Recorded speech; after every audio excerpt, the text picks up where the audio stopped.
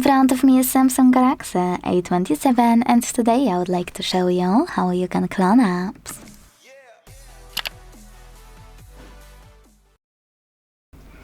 Just open Settings and scroll to hit Advanced Features.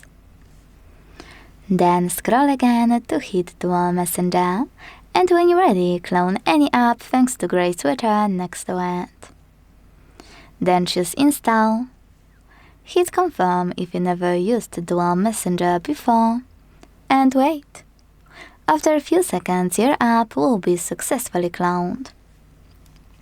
Mine is here. To delete this clone, go back to the same section, use No Blue switcher, and hit Uninstall. If you want to use separate contact list for one of your or all of your cloned apps, tap on Use Separate Contact List here, enable it thanks to this switcher at the top right corner, and hit Select Contacts to add them.